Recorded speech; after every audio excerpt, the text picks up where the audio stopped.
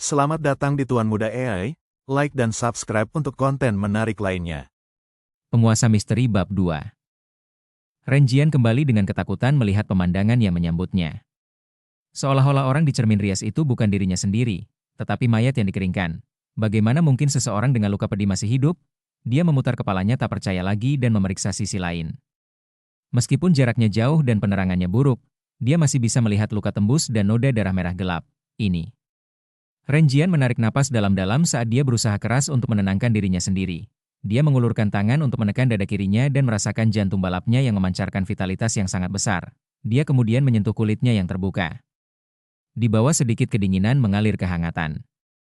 Ketika dia berjongkok dan setelah memverifikasi bahwa lututnya bisa menekuk, Renjian berdiri lagi dan tenang. Apa yang terjadi? Dia bergumam dengan cemberut. Dia berencana untuk memeriksa cedera kepalanya dengan serius sekali lagi. Dia mengambil 2 langkah ke depan dan tiba-tiba berhenti. Cahaya bulan-bulan optimis relatif gelap, jadi itu tidak cukup untuk inspeksi serius. Sebuah fragmen memori terpicu ketika Renjian menoleh untuk melihat pipa putih keabu-abuan dan lampu kotak logam di dinding tepat di samping meja belajar.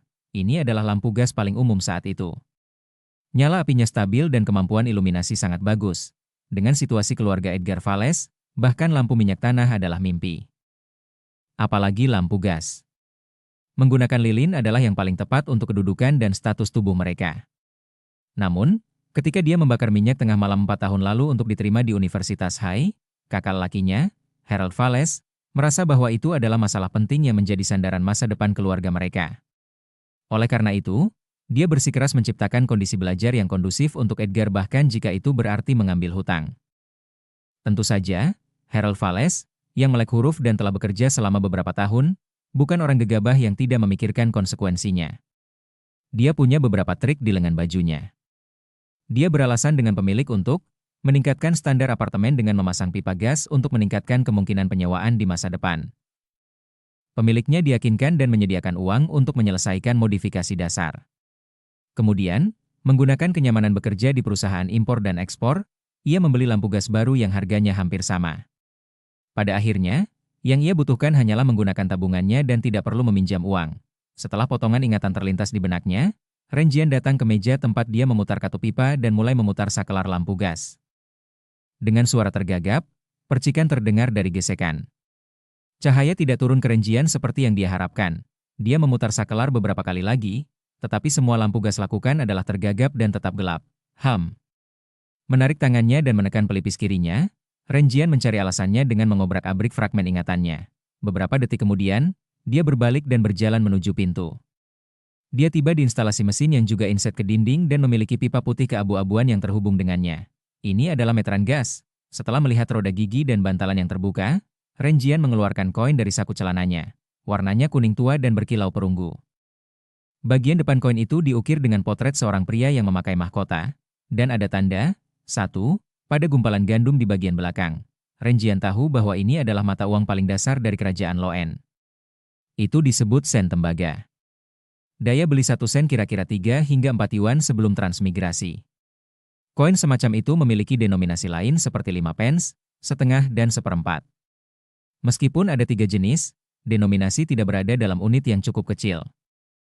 Dalam kehidupan sehari-hari, seseorang harus membeli beberapa hal yang berbeda hanya untuk menghabiskan 1 koin dari waktu ke waktu.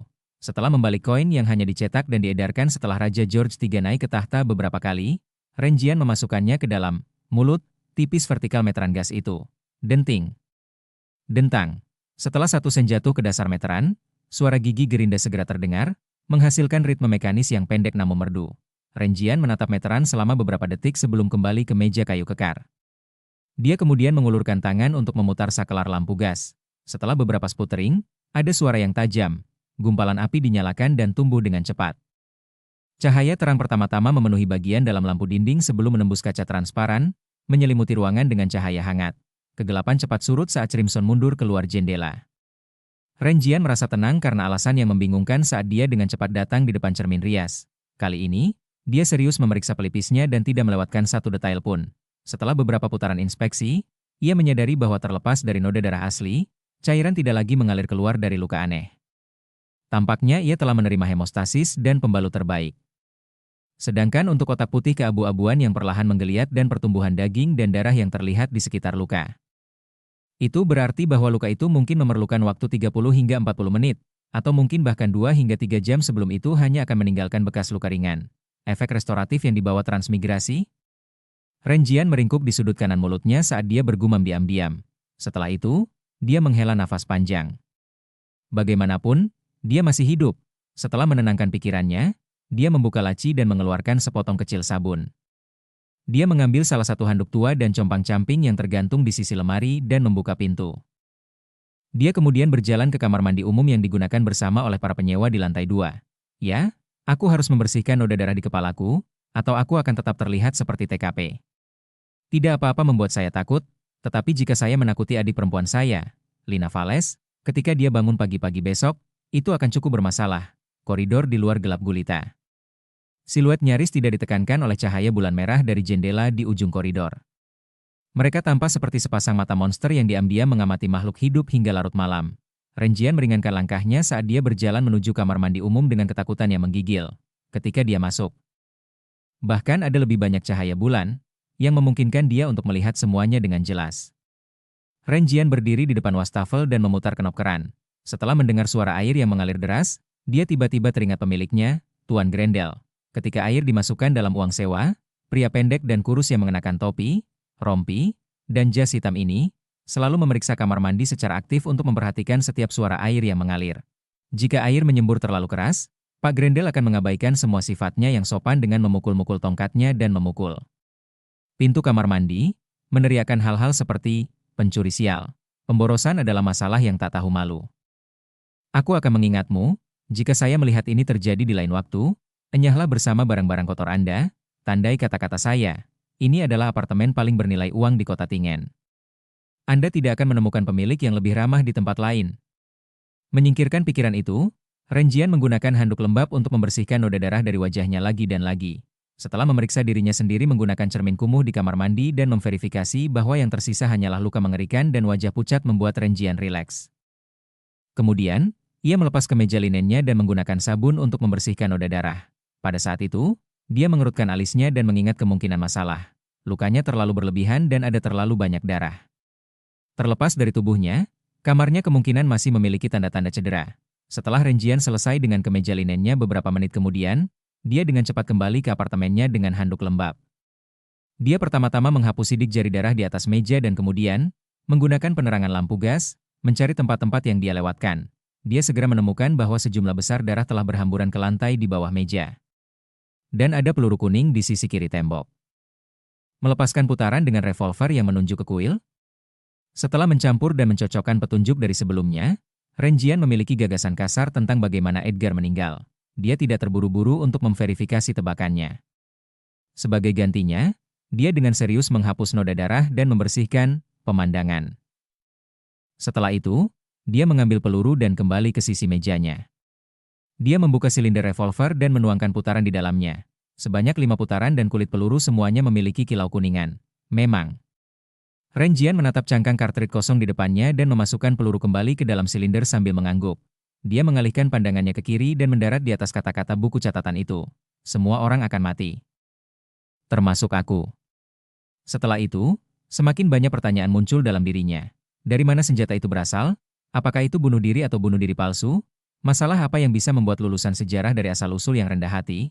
Mengapa metode bunuh diri seperti ini hanya meninggalkan sedikit darah? Apakah itu karena saya pindah secara tepat waktu dan itu datang dengan manfaat penyembuhan? Setelah merenung sejenak, Renjian berganti ke kemeja linen lain. Dia duduk di kursi dan mulai merenungkan hal-hal yang lebih penting. Pengalaman Edgar masih bukan sesuatu yang perlu dia perhatikan. Masalah sebenarnya adalah mencari tahu alasan transmigrasi dan jika dia bisa kembali. Orang tua, kerabat, sahabat, dan teman-temannya. Dunia internet yang mempesona dan segala macam makanan lezat. Ini adalah alasan yang mendorong keinginannya untuk kembali. Klik. Klik. Klik. Tangan kanan Renjian secara tidak sadar mengeluarkan silinder revolver dan membantingnya kembali ke tempatnya, lagi dan lagi. Ya, tidak ada banyak perbedaan bagi saya antara periode waktu ini dan masa lalu. Saya hanya sedikit kurang beruntung. Tetapi mengapa saya pindah tanpa alasan yang membingungkan? Nasib buruk. Ya, Saya mencoba ritual peningkatan keberuntungan sebelum makan malam hari ini. Sebuah pikiran melintas di benak Renjian, menerangi ingatan yang disembunyikan oleh kabut kebingungan. Sebagai politisi keyboard, sejarawan keyboard, ekonom keyboard, ahli biologi keyboard, dan folkloris keyboard yang berkualitas, ia selalu menganggap dirinya sebagai mengetahui sesuatu tentang segalanya. Tentu saja, sahabat baiknya sering mengejeknya sebagai hanya mengetahui sedikit dari segalanya. Dan salah satunya adalah ramalan Cina. Ketika dia mengunjungi kota kelahirannya tahun lalu, dia telah menemukan sebuah buku yang diikat dengan judul Ramalan Klasik dan Seni Kuno dari Dinasti Qin dan Han di sebuah toko buku tua. Itu terlihat sangat menarik dan dapat membantunya dalam memposisikan di internet, jadi dia membelinya. Sayangnya, minatnya berumur pendek. Naskah vertikal yang digunakannya membuat pengalaman membaca mengerikan. Yang dia lakukan adalah membolak-balik halaman awal sebelum dia melemparkannya ke sudut. Dia telah mengalami serangkaian nasib buruk dalam sebulan terakhir, kehilangan ponselnya, pelanggan melarikan diri setelah selingkuh, dan kesalahan di tempat kerja. Baru kemudian ia tiba-tiba mengingat ritual peningkatan keberuntungan yang ditulis di awal, Ramalan Klasik dan Seni Arcane. Selain itu, persyaratannya sangat sederhana, tanpa persyaratan dasar-dasar. Yang dia butuhkan hanyalah mendapatkan 4 porsi makanan pokok di daerahnya dan menempatkannya di 4 sudut kamarnya. Mereka dapat ditempatkan di furnitur seperti meja dan lemari. Kemudian, berdiri di tengah ruangan, dia harus mengambil 4 langkah secara berlawanan arah jarum jam untuk membuat bujur sangkar. Langkah pertama mengharuskannya untuk dengan tulus melantunkan, berkat batang dari Dewa Surgawi dan Bumi Abadi. Langkah kedua adalah mengucapkan dalam hati, berkat batang dari langit-langit dan bumi dari Tuhan. Langkah ketiga adalah, berkat batang dari langit surga dan bumi yang mulia. Dan langkah keempat adalah, berkat batang dari surga yang layak dari langit dan bumi. Setelah 4 langkah diambil, ia perlu menutup matanya dan menunggu 5 menit di tempat aslinya. Hanya dengan begitu ritual itu dianggap selesai. Karena tidak ada biaya sepeser pun, ia menemukan buku itu, mengikuti apa yang ditetapkan, dan melakukannya sebelum makan malam. Namun, tidak ada yang terjadi saat itu. Siapa yang menyangka bahwa ia benar-benar akan pindah di tengah malam? Transmigrasi? Ada kemungkinan yang berbeda bahwa itu karena ritual peningkatan keberuntungan. Ya, aku harus mencobanya di sini besok. Jika itu benar-benar karena itu, aku punya peluang untuk pindah kembali. Renjian berhenti menjentikan silinder revolver dan tiba-tiba duduk tegak. Bagaimanapun, dia harus mencobanya. Dia harus mencoba Salamaria.